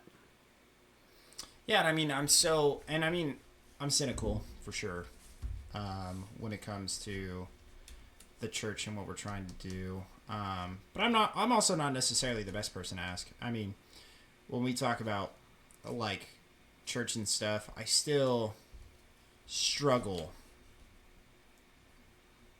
to find a reason to go to corporate church other than the fact that my wife wants me to go, and I think that it's a good example for my daughter that she sees me going, especially if my wife is going. And I just don't really feel like that's a good enough reason. It's gonna keep me going, but I'm not excited about. I skip worship every time. Yeah, we both largely. I was like, there's a chance that the pastor that I want to hear preach is preaching, and that's because I think that he can be very challenging. I don't feel challenged or pushed by anybody else that's preaching, and so therefore I'm just like, and what you talk about sometimes where you're like, yeah, I needed that, or I feel rejuvenated and all that kind of stuff. I'm like, yeah. But I also feel that way after we're done with our podcast. Oh, sure. And so, like, that's just kind of, I don't know. It's part of it. And so that's where like I said, I'm the cynical one. So when you ask the question, like, can it compete? My ideas, I'm like, nope. Well, part of me is kind of left with that. It's kind of, unfortunately, the reason why the church is dying is because we have sports, we have television, we have movies, we have all these things that now compete for eyeballs, and not just in a shallow sense, but also like, I can go on to YouTube and find some really challenging videos to watch by people that are twice as thoughtful as anything I'm going to find walking into a church. Yeah, and that's also... And how do you and so... Well, then people are like, well, it's the communal experience. And I was like, I don't do anything communal. There is nothing that I do at a church service on a Sunday morning that I participate in the communal practice. If you're sitting there and you're talking about you sing with the congregation and all that kind of stuff, because that's what you're talking about. When you say you're there with the congregation and that's what you're getting into with the communal aspect or whatever, if you're talking about Sunday morning explicitly, then what you are talking about is singing with the congregation, and that's where you feel it. Because nothing else, when you're sitting there in a pew and your pastor is just talking at you, that's not a community experience. That's not communal. You're isolated within your own thoughts. You're daydreaming about whatever. You're trying not to fall asleep, whatever. And it's been proven, and this is something that we have to acknowledge too, is that we can only focus for 15 minutes at a time. So if any of you are sitting there and you're thinking to yourselves, well, I never zone out. And I'm like, if your pastor's preaching for 45 minutes, you did not get all of it. No. I was like, even the most interesting sermons in my life, I have to re-listen or I have to like go through. And luckily, they're all podcasted, where I'm like, I have to listen to that twice or 3 times because I was getting it in a 45-minute chunk. If I'm really honest, I go to our church, but in particular support it financially, not because of anything that goes on Sundays. It's because of what they're doing with the school that isn't at all affiliated with the. Our church supports some stuff at the school and the neighborhood that's the poorest part of our town. That's why. Well, Because I believe in what the church is doing outside of itself. But if it wasn't doing that, I don't know. As much as I really like Forrest, I'd probably go even less than I do now. I'd probably be one of those like once a quarter people, or to be like Colton. Yeah, exactly. But that's also the part where you have to. Your heart has to be engaged. Yeah. Not entertained. So when it comes to like the soccer teams, the baseball teams, the football teams, the basketball teams, we're entertained. And we remember that and that's what we want to be a part of. But as for what we're called to as believers is that our heart needs to be engaged. We need to care about those that are around us, and therefore we need to step into that. And even when it's something that we don't want to do, that's also the hard part that our religion asks of us, that Christ has asked of us, is that you are going to have to do something that is against your human nature, which is, yes, all this other stuff is much better or more fun or a greater use of your time as far as what the world is going to tell you. That's all for your own self-gratification, but I want you to be about other people.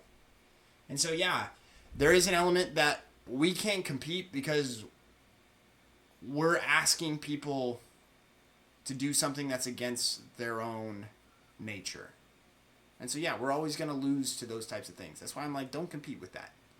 Because what we're being asked of, and I mean, like, if you're sitting there and saying to yourself, I'm sorry. If you're sitting there and saying to yourself, I'd rather go to a neighborhood church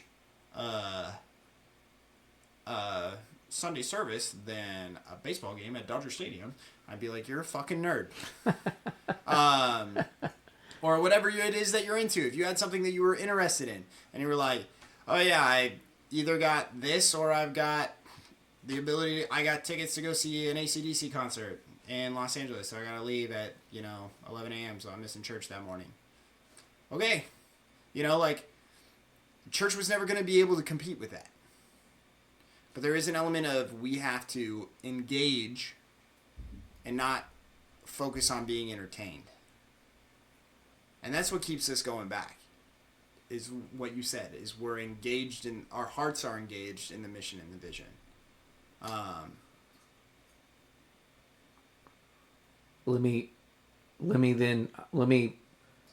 There was a part 2 to what I brought, and I said at the beginning of the show, let me explain how I'm doing. It was going to be related to this Wrexham show. And I think I can then tie it in to maybe how to put a bow on this. Not in that we've solved it, but maybe something for people to think about. Okay, before we finish up, beer number 3. I'm just gonna drink it out of the can. I feel that's how lagers are meant to be drank. This is picked this up 10 days ago, previous Saturday. It's the Tioga-Sequoia Tioga Mountain Lager. It was their best beer that we had. It was best beer we had. We talked before, we're not their biggest fans. They're hugely successful. Props to them. They actually have a tap room in Merced besides Fresno. And I didn't dislike what I had there, but this was by far their best. It's very copper in color. Yeah, it's almost English. And it's very tasty. It's actually, it's like an English ale. It's almost like an ale than it is a lager. Yeah. It's kind of got that nutty ale, English ale flavor. Yeah, like red ale kind of thing. Yeah, it's delicious. So, we'll have that to wrap up the evening. Okay, so I have not been doing too well the last couple weeks. I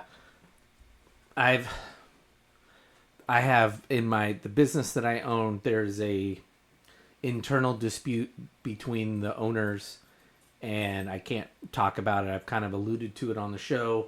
So when you hear me frustrated about work or whatever, it's something that's going on that's being worked out. But right now, what's got me bothered is it has everything in terms. It's shut down any kind of moving the business forward. Everything is just locked into place until this dispute gets worked out. And it occurred to me about 3 weeks ago that I'm somewhere between boredom and depressed. I think the French have a word for that, ennui.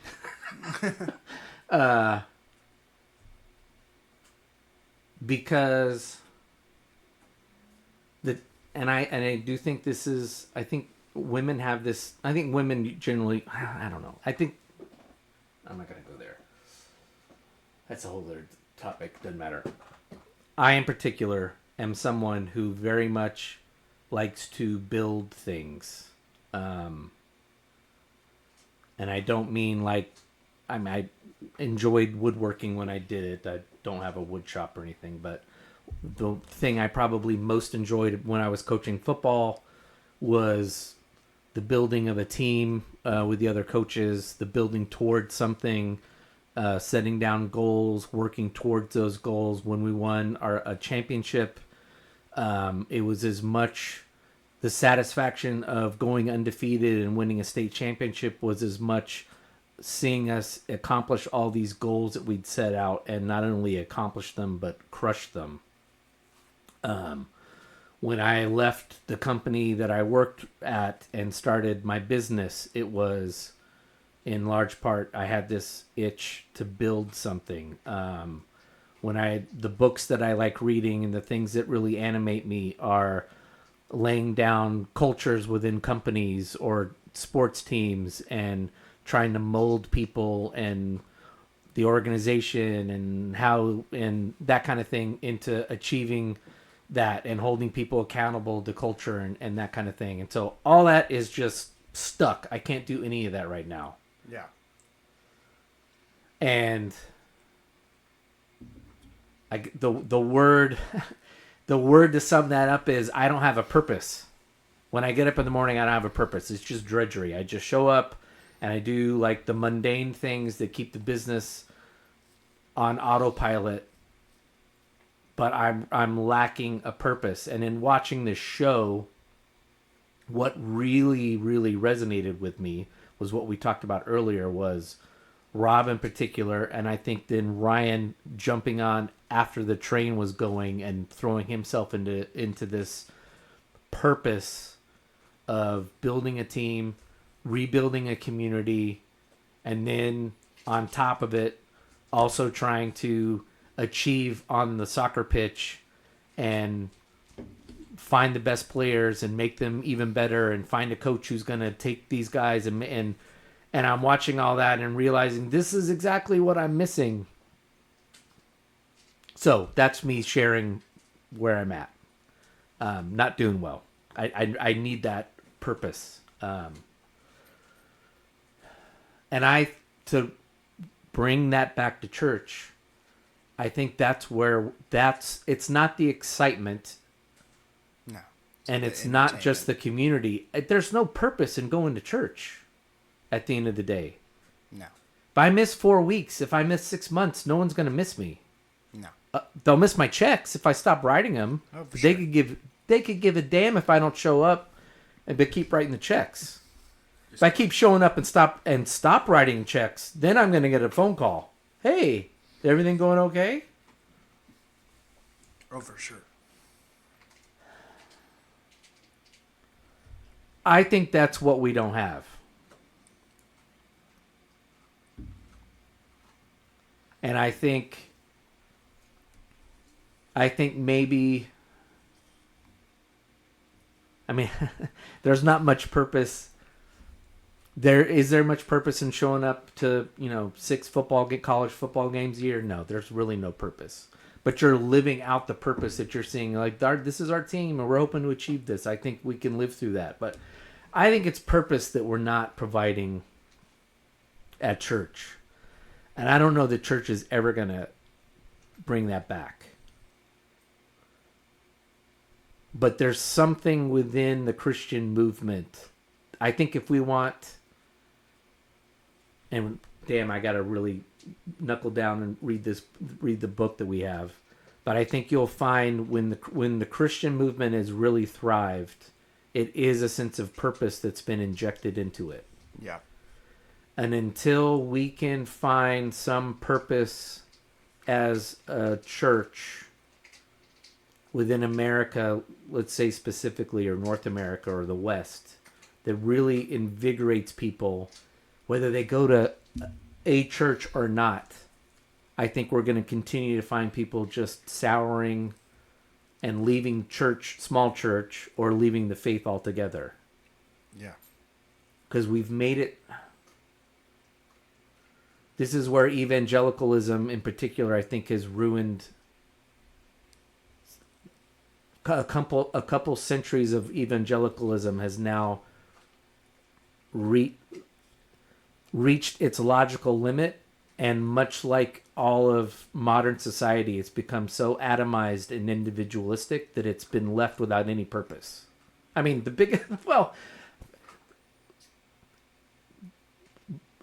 justifying what I just said, the biggest book people have read, it shocked me when I read it. One of the books that got Russell Brand to even think about becoming a Christian was reading A Purpose-Driven Life.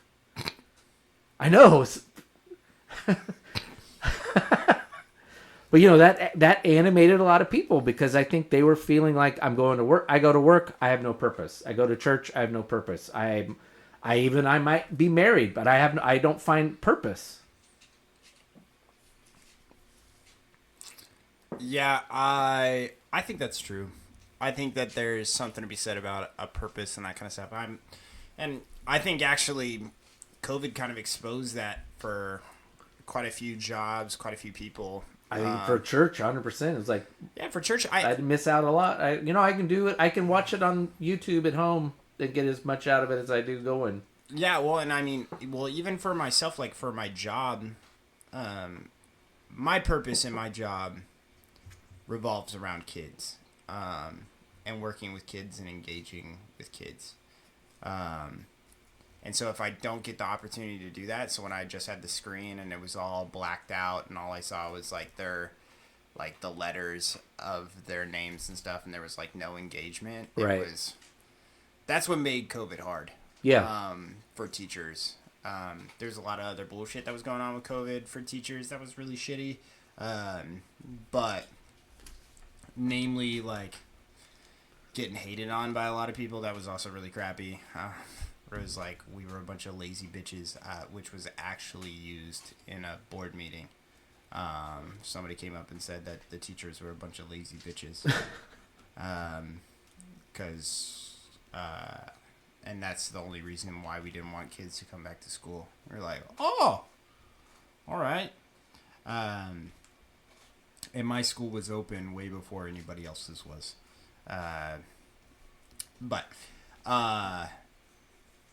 We had but it was it was a hard time where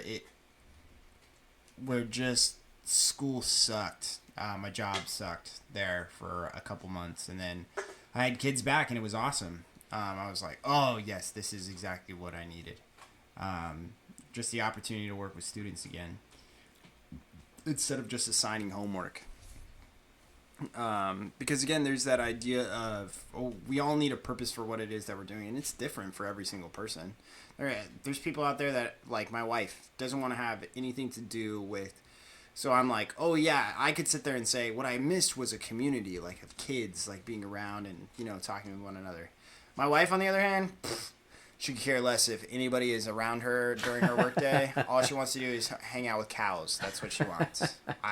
I can't imagine that for myself, but that's what she wants. She wants to work in silence. She doesn't want to talk to people. She doesn't want anybody to talk to her. Like, she puts in her headphones when she works at the lab. She doesn't want to talk to people. Like, that's just kind of her vibe, her thing. Mm-hmm. And so, like, for people to sit there and say, we need community, and I'm like, I think some people need community. Yeah, I think some people do. I think what you found from, and what we're finding is that there's introverts out there. Our culture and our world loves extroverts. Yes. We promote that so much, but yet and so introverts have to, like, stretch out and broaden their horizons while extroverts get to thrive, and that's a really shitty situation. But then what kind of COVID exposed was, it was like, no, you can actually, community doesn't necessarily mean that much to as many people as you thought it did for so long. You're like, God, this is the only thing that you can have. Don't you just love this sense of community and all this kind of stuff? And they're like, no, I don't really care about that at all. But I do think that everybody has a purpose, just like you're saying. And so I think that recognizing that, and it's hard as a church to give that to every single person. I don't know what that looks like. Again, I think it should happen at the home church level, where you can give purpose, where everybody can meet the needs and hopefully give purpose for each individual person. But again, I don't think that that's going to happen on a large scale. Having 500 people in a room and just instantly being like, all right, we're going to solve this issue right now. Or maybe, well, you know what? It's probably because the church hasn't gone through the purpose-driven life in a long time, so we should just go ahead and toss that up there on the screens. I'm going to text Jordan right now and say, hey, can we do this as our next no, please. teaching series? No, please. Please toss the Rick Warren videos up there. No, no. And then after that, can we do 40 days in the Word? Oh. Good Lord. Which we did in my small group. Shout out Rick Warren, baby. Well, and maybe that's the thing. Maybe all of the hand-wringing and lamenting about how church is dying isn't actually a bad thing at all. It's just the natural evolution of what's happening, and people are finding purpose like you and I do with our fringe groups. I mean, none of that gets reported. It's not like people, we don't do surveys or... what do they call it? When the government does we don't do surveys on people like, hey, you don't go to church anymore. What are you doing? Well, I got friends that I'm, my family. I have all my family. I got 2 brothers, and my parents are still alive, and they're all Christians. And it might be that all of this is really nothing to be worried about at all. Right.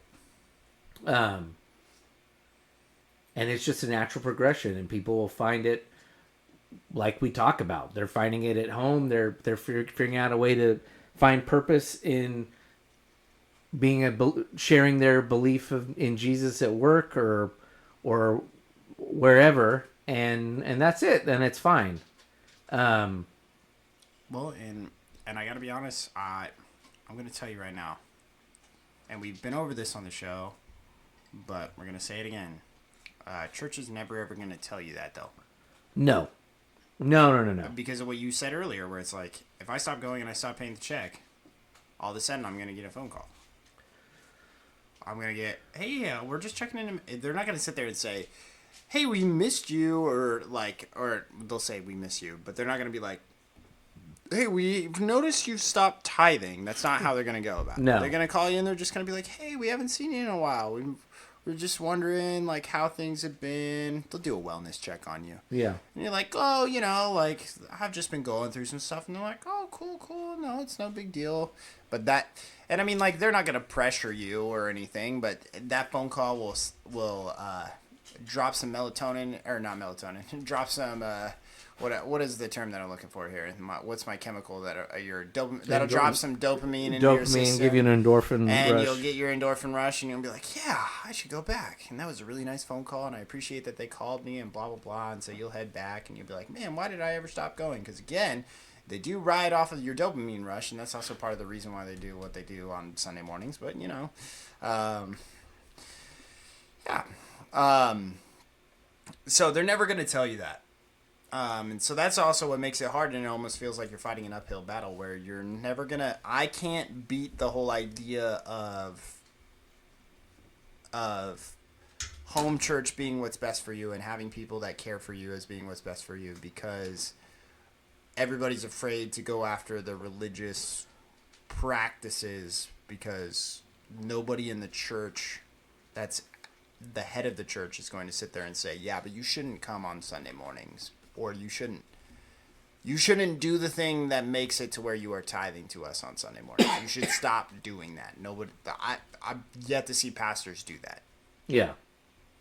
Francis Chan did, but yeah, Francis Chan did. But he had it to where it was like a collective of, and I think that's so. Francis Chan started a home church movement up in San Francisco, downtown San Francisco, and it was done, I think, it was a good model where you had home churches. It was like six or seven of them connected by neighborhood. It wasn't by age. yeah, It was by neighborhood, like literally what street you were living on in this part of San Francisco, downtown San Francisco, and you would go to the closest one to you. Like you go to the closest one, so it didn't matter if you were 25 and everybody else in your group was in their 60s.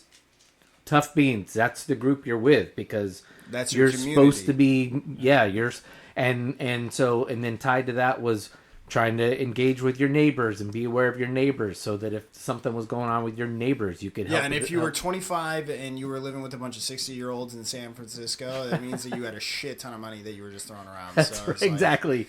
And then once a month, I think it was, maybe once every 6 weeks, they would get together at a park and then do church together, and then they would be like a whole, like most of the day they'd have like a potluck, so people would bring food, and so you'd have that big sense of community, so you're a part of a bigger group.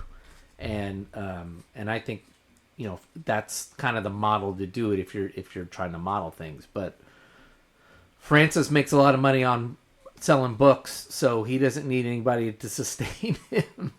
That's the problem with that model. He gives away more money than he makes, so yeah, and that's also, but also I do also agree that should you almost need to start there. You need to start small and then go big. But I feel like the church model right now is you have to start big and then we give you the small groups from there. Yeah, which just I don't find that to be very sticky, as we say in church circles. No, and you go to the small groups. We've been to small groups, and joining a small group, you got the 4 friends that decide to put it together, or sometimes I've been to a small group and it's the church has asked this guy to put it on, and he doesn't have anybody that signed up for it, and he's like, and he feels obligated to keep the conversation going, or he feels obligated to to talk about the scriptures the entire time, and you're just like, hey buddy, like we don't. Yeah, I was like, it's the first day, we can just sit here and just drink beer. Yep. We don't have to do anything. Just say, hey, how's everybody and don't even just be like, how's everybody doing, like let's go around the table and like all that kind of stuff. Just let conversation develop naturally.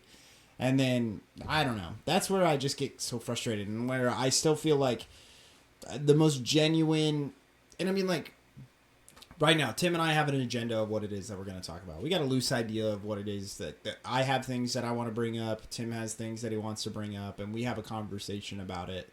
But it's very natural. I hope that when you're listening to this, you don't feel like any of this is scripted. I'm sure. Well, this episode for sure, because I've been kind of bumbling around for an hour. So. I was like, it's the whole reason why our fucking episodes are 2.5 hours long. It's like, we're just talking off of... Yeah, there's no clock. We're just talking. We're just having a good time. 10-minute segment here, 10-minute segment there. No. Yeah, and I feel bad. I was like, hopefully you find some gold nuggets in whatever it is the hell that we're talking about. Because I'm like, we're not talking for... I was like, we're talking for 2.5 hours. Not everything that we're saying is freaking gold. No. And I was like, occasionally we come up with something, but again, that's what you want. That's the sense of community. It's not this forced relationship and all that kind of stuff. And that's how genuine relationships build. They build over time, but never forced. Force never works. How much? So we played the video of the guy at the beginning, and I have something to probably the next couple weeks. At some point in the next couple weeks, there's a nice little primer from Jesus Culture that breaks down what does it mean to be Jesus centered. Because you probably, we've talked about it a little bit, but I think this thing does a really good job of explaining like how as a Jesus-centered person, we would point out other Christians are actually centered on other things. And one of the frustrations I've talked about, we've both talked about on a lot of episodes, is how Bible-centered people are. Yeah. And yes, they love Jesus. They believe Jesus died on the cross, rose 3 days later. He's the Son of God, died for their sins. Completely believe that. But they've made the Bible the center of that. And because of that, we've got church services with 45-minute sermons and Bible studies and conversations all revolving around this ancient book where Paul or Peter, usually we're talking about these guys giving their interpretations of what Jesus meant and what it means to be a Jesus follower in 1st, 2nd century of the church. And I think that's part of the problem we're having in church is we're having that be the discussion instead of the discussions you and I try to have of, no, let's have an hour and a half discussion about, or it's not, we're in an hour 53 minus the beer and the music talk. Let's have an hour-long discussion about this stupid soccer show that's very inspiring. And how does that relate to our dissatisfaction with the church? But we don't have those discussions in Christian circles. No, but I mean, okay, so we keep talking about a Jesus-centered. So I think the first thing that I get so frustrated with in the United States is, and I think it's really actually just in westernized culture, is we're church-centered first. I'd say the mass majority is church-centered. Again, that's where you're sitting there and you're listening to your pastor, and your pastor says all the things that you translate home, because you're not reading the Bible when you go home, or you read the Bible and you read it through the lens of whatever it is that your church specifically said. Right. And I'm like, so you're church-centered first, and then maybe some of you are educated enough to become Bible-centered after that. Right. And you're like, okay, well, then I become Bible-centered, and so therefore I follow whatever it is that the scriptures are saying. And then there's Christ-centered, which is the dead center. And so there's... And when we actually get down to the nitty-gritty of the Christ-centered, again, it's that it's that idea of Jesus made wine for people to party. Yeah. Yeah, that was one of our first episodes, early episodes, was talking about that. Yeah, where it was, I'm not... And actually, that's one of the best miracles, because, again, remember that this is a miracle that's not... nobody's healed from this. Nobody walks away better. People walk away with a good time. Yeah. Like, that's He's what just helping happened. somebody save face. Yeah, exactly. Because mom scolded him. Yeah, and he goes, no, it's not my time. Okay, he'll do it. This is the best. Okay, mom, just because you asked. Let it be Lowenbrow. Yeah, and so, like, again, this is a miracle that takes place, and really in the grand scheme of things, it's one of the best miracles for the argument of just, you can take a second almost, where it's like you can sit there and have a conversation about whatever, because again, like I said, they had been drinking so much that the wine ran out. So the wedding had already bought a shit ton of wine. They drank it all. And remember, they partied for a week. And so they ran out, and they were like, oh no, we got like 2 more days, and everybody's going to get hungover, and this party's going to be lame. That's literally what it was. It was, we can't go out and buy more beer. We're all drunk. Jesus, are you fucked up too? No. And he's like, no. And they're like, all right, you go get the beer. I'm high on God. All right, you go get the beer for the party. It's like, and Jesus took the keys and he went and picked up more beer for the party. And got more natty ice. He got more natty ice, came back, and everybody was singing his praises. No, but in all, and that was the best beer that they ever had. He saved that party. He went and got Russian River. He was the freshman at the party that saved the party.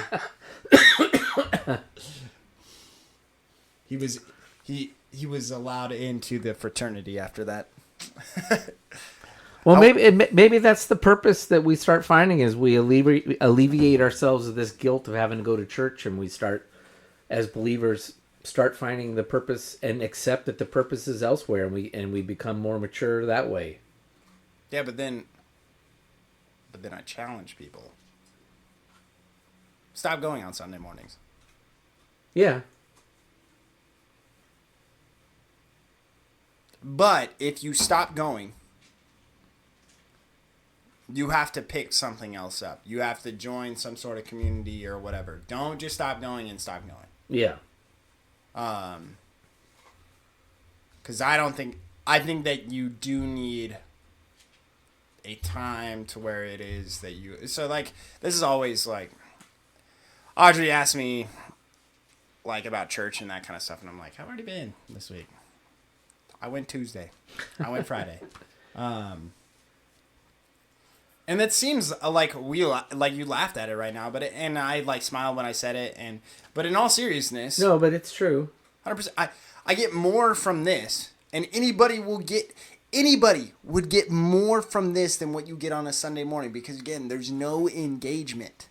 Well, I've been more thoughtful and critical about my faith and the Bible and what it means to be a Jesus follower since we started recording this than I was before. And you might say, well, that's just because you weren't taking church seriously. No, it's because, yeah. Would anybody say that about a board member at a church? They're just like, oh, I guess you're not taking church seriously. Like, well, board, as someone who sat on a board, you're dealing with all kinds of bullshit that doesn't have anything to do with really challenging your faith. In fact, a lot of it's dealing with decisions that really make you kind of feel icky about being a Christian, and having to make decisions about where to spend money. We talked about the amount of money the $14,000 check I had to write for air conditioning in the middle of the summer when we're at our lowest attendance as a church every year, because half our church was school teachers and they're all gone for the summer, and yet we're spending $14,000 on air conditioning. Meanwhile, the head pastor is griping over the fact that he's got to pay the 23-year-old youth pastor $300 $300 a month. Yeah, so that's the struggle, is don't just stop going to church and then say, well, I have my Bible and my devotion. There's got to be some sort of community where you don't even have to be challenged. It's not like it's not being challenged. It's just you're having conversations about things, raising questions, asking questions for the first time that maybe you weren't allowed to ask at church because your church didn't believe that.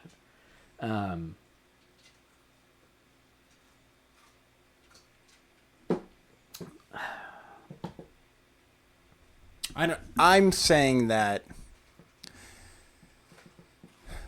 but that's I think that. And I don't mind, like you said, that you need a recharge. I don't think that that's a bad thing to sit there and say, like, every 6 weeks, kind of like what we talked about with Big Hands. Francis Chan. He's got big hands. He does. and the only way that you know is because he talks with them all the time, and he touches his fingertips like he puts them by his head. Yeah, he's just got really long fingertips. Yeah, and he's got really long fingers. Anyways, and he's got big hands. And I don't think I would have noticed it if somebody else hadn't pointed it out. It was Sarah Ream now. said he's got big hands. No, they're massive. Yeah, they're huge. Anyways, Francis Chan, again, every 6 weeks, they do a get together, and like you've talked about it on the show before, where you're like, I have to admit, like, I need a recharge. I need a Sunday morning where it's like I go, I hear this lesson and whatever. Because I mean, we've been doing this every single week for almost 2 years. We're almost there. And there's like a couple weeks that we missed, but I got to be honest, I am significantly more diligent about this podcast than I am about about actual church. I was like, I think that if I were to count how many weeks have we done this? What week is this? We're like 87, I think. 87? Okay. This is 85, week 85. 85. So there's 104 weeks in a year. Or 104 weeks in 2 years. And so for us to be at 85, we've only missed 20 episodes, or 19 weeks is what we've missed. And that's with us being gone, having a crap ton of stuff that's way better than my church attendance. So, so that's about 10 weeks that we take off for whatever each year. I think that ties it to the Wrexham thing. And I think that's where the church model gets a little dicey. Is I think there is, when you go to a sports event, you don't have like intimate community, but you have community. Like it's exciting and reinvigorating to know that there's 10,000 other people there rooting for the same team you are. Oh, for sure. And I think that baseball is actually a really good example of this. Because how many people do you know sit there and say, oh, dude, I can't watch baseball on TV. Can't watch baseball on TV. But then you're like, but have you been to a game? And they're like, oh, yeah, but I love going to the game. I love going to the game. And they don't give a shit about who wins. But it's about having a hot dog. It's about sitting in the stands. It's about singing Take Me Out to the Ball Game during the 7th inning. And so, yeah, I think that there's an element of that when it comes to the church where it's like, I can't do it at home. I can't do it by myself. But when I'm there with a bunch of other people and we're having a good time and we're just sitting there enjoying the sunshine, enjoying the day. Because again, and that's also where a lot of people were like, everybody was against the pitch clock because they're just like, yeah, it's a baseball game. Like you go and you just have a good time. Yeah. I was like, if anything, you don't want it to end. The charity that I'm on the board of, we for 6 years or so, COVID did away with it.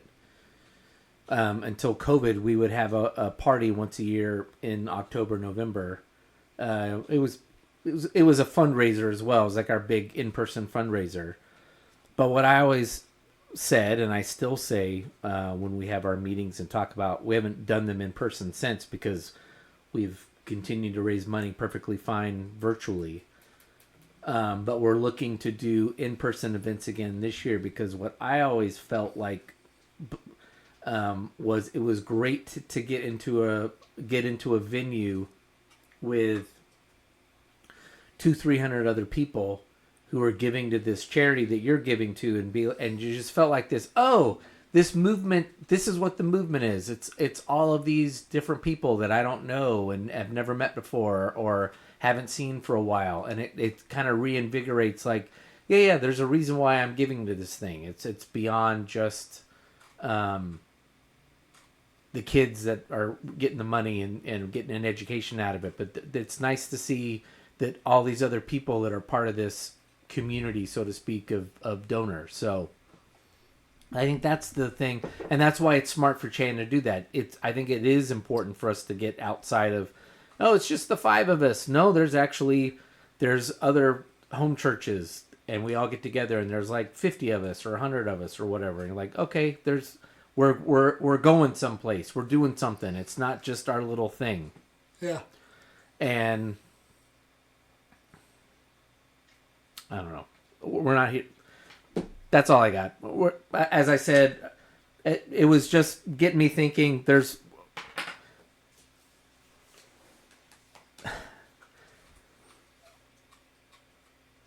where church is, drop in church attendance, what the model is.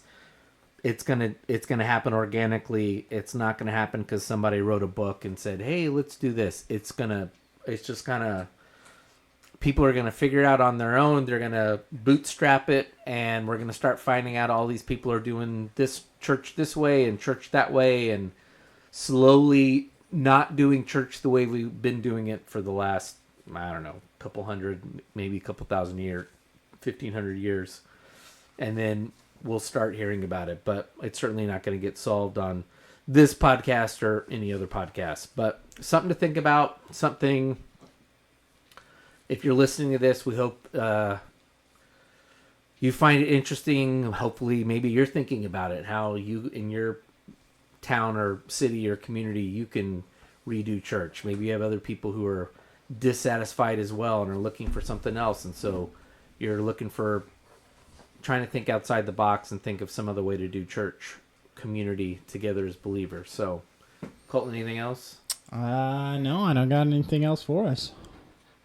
All right, we hope you've enjoyed another episode of the Go to Hell podcast. Please subscribe, rate, and review. And if you don't like Ryan Reynolds, go to hell. No. The Proposal. The Proposal, yeah. If you don't like Proposal, go to hell. It's Ryan Reynolds and Sandra Bullock. I mean, for God's sake. Come on.